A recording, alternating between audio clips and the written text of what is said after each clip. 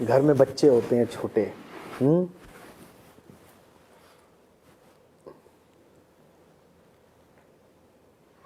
उन्हें कुछ ना कुछ उपद्रव करना है।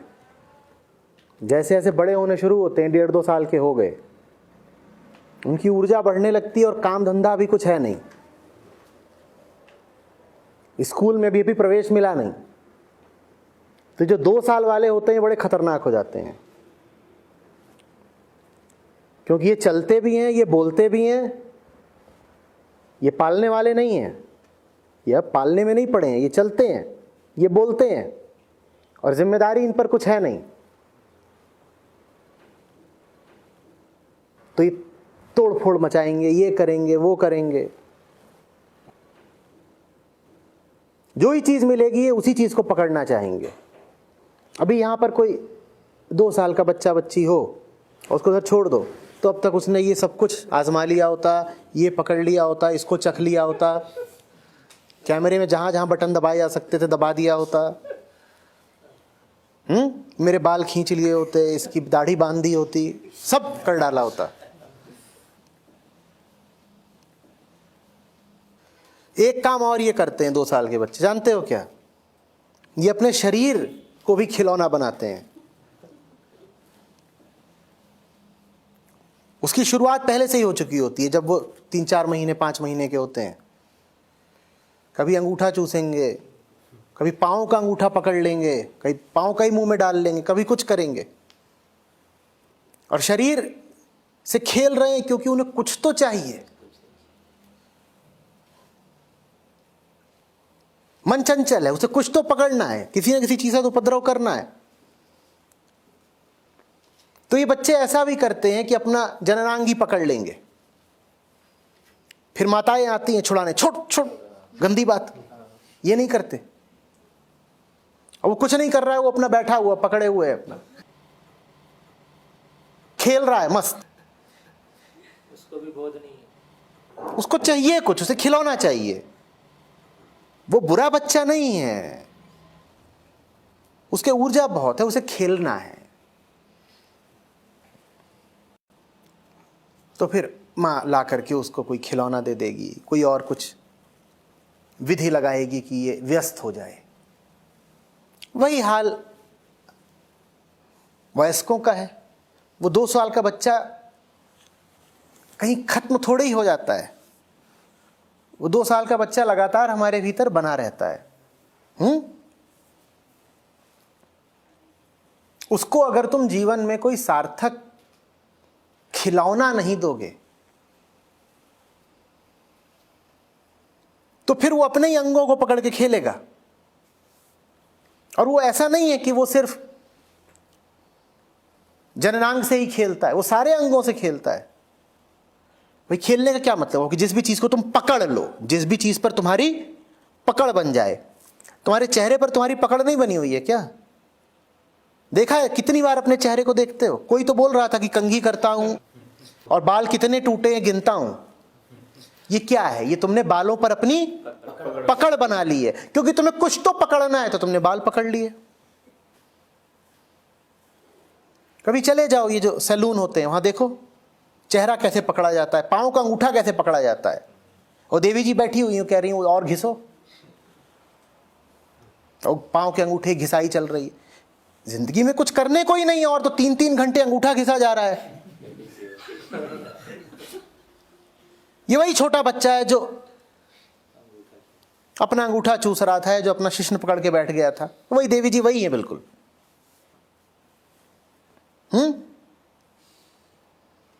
या आईने के सामने खड़े होकर के घंटे घंटे पर देखा जा रहा है कि टाई बिल्कुल नपी तुली है कि नहीं। कहीं अच्छा भी तो नॉट उतनी मर्दाना नहीं लग रही जितनी लगनी चाहिए, जरा सुस्की सी नॉट है, तो दोबारा बांधेंगे। अब दोबारा बांधी तो लंबाई कम हो गई, बेल्ट तक जानी चाहिए ना, नाभि पे रुक गई, तो फिर खोली गई, फिर ये क्या कर रहा है? इसने पकड़ लिया, इसने अब गले को पकड़ लिया, इसने टाई को पकड़ लिया, अब खेल रहा है उसके साथ। ये सब क्यों हो रहा है?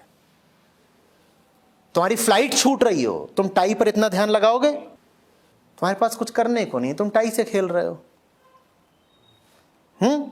बात समझ में आ रही है ना? तो ये सब उपद्रव जिनकी बात करी, ये कुछ खास नहीं है। हम शरीर के हर हिस्से के साथ खेलते हैं।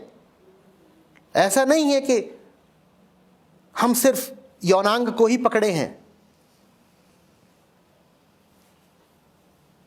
कान छिदवा रहे हो, ये क्या कर रहे हो? बाह पर टैटू बनवा रहे हो, ये क्या कर रहे हो? बोलो। भौहें नुचवा रहे हो, ये क्या कर रहे हो? पांव के बाल छीले जा रहे हैं, ये क्या कर रहे हो? पर पांव के बाल छीले जा रहे हैं, इसको तुम गलत मानते ही नहीं। हाँ, यौनांग कोई पकड़ ले, तुम कहोगे गंदा आदमी है। और जो अपनी वैक्सिंग करा रहा है वो गंदा आदमी नहीं है। उसकी भी तो सारी आसक्ति शरीर से ही है ना। जो अपनी जांघ के बाल छिलवाए और जो अपने यौनांग के बाल छिलवाए, दोनों में कोई विशेष अंतर है? पर एक को तो तुम कह दोगे नहीं कोई बात नहीं, ये तो सामान्य बात है। देवी जी हर 15 दिन में जाती हैं बाल छिलवाने, उसको तुम बुरा मानोगे ही नहीं। ये दाढ़ी छीली जाती है रोज, ये क्या है? बोलो।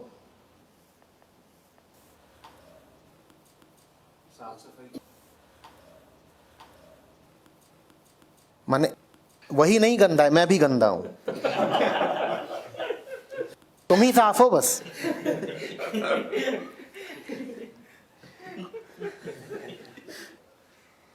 ये शरीर से आसक्ति नहीं है क्या? बोलो कि रोज छील रहे हो।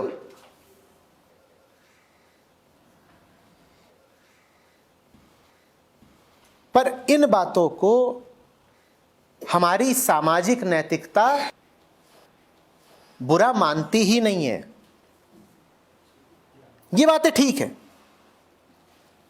कोई अपने होंठ घिस रहा है लाली से, बिल्कुल कोई दिक्कत ही नहीं, कोई दिक्कत नहीं। पर कोई अपना यौनांग घिसना शुरू कर दे तो तुम कह दोगे बड़ा बुरा काम किया, हस्त मैथुन कर रहा है।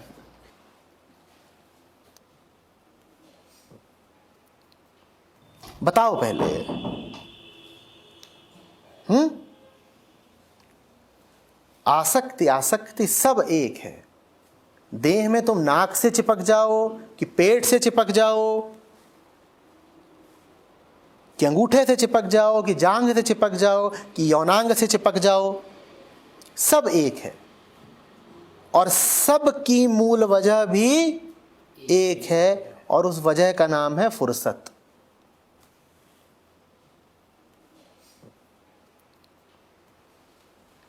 उनको अपने से श्रेष्ठ मत मान लेना जो यौनांग की अपेक्षा बालों से चिपके रहते हैं।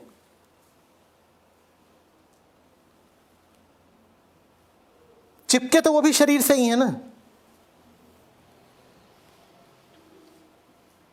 और जब लगोगे तुम किसी महत् आयोजन में, तो तुम्हारे पास वक्त नहीं बचेगा कि तुम शरीर से चिपक सको। ये सब व्याधियां अतिरिक्त फुर्सत के कारण हैं। जैसे ही जीने के लिए कोई अनुकूल कारण मिलेगा, वैसे ही व्यर्थ की चीजों पर ध्यान देना, समय देना अपने आप छोड़ दोगे।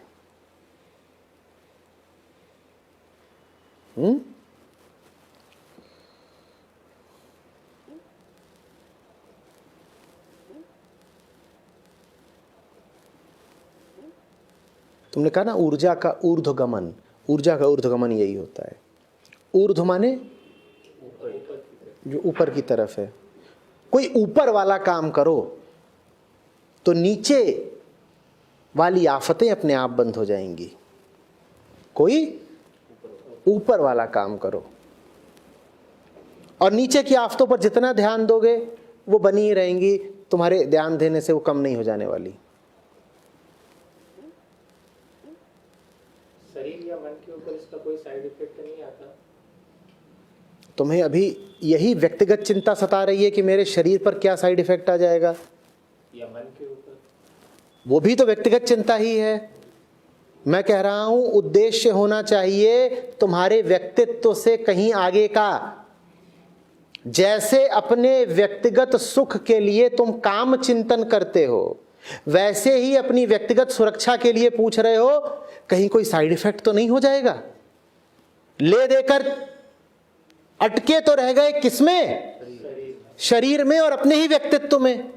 तो ये प्रश्न ही व्यर्थ है ना कि मेरे ऊपर कोई व्यक्तिगत कुप्रभाव तो नहीं पड़ेगा। अरे व्यक्तिगत सुप्रभाव भी बुरा है, तो मैं व्यक्तिगत कुप्रभाव की क्या बात करूं? जब तक तुम व्यक्तिगत में ही फंसे हुए हो तब तक ये सब चलता रहेगा। फिर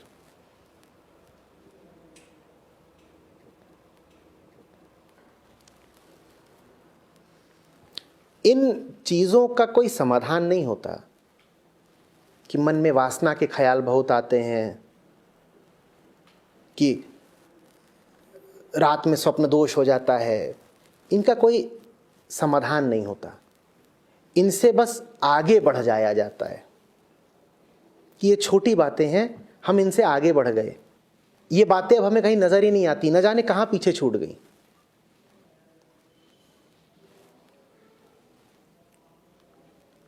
कुछ बातों का समाधान करने के लिए भी उन बातों से उलझा नहीं जाता, बस उन बातों से आगे बढ़ जाते हैं। आगे बढ़ जाओ, ये छोटी बातें अपने आप पीछे छूट जाएंगी, और अगर इनका समाधान करने लग गए तो इन्हीं बातों के सामने अटके रह जाओगे।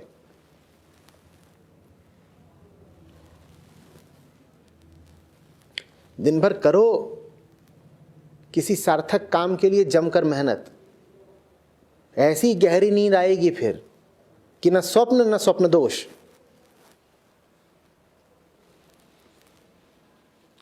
कभी कोई दिन हुआ है ऐसा कि करी है हाड़ तोड़ मेहनत,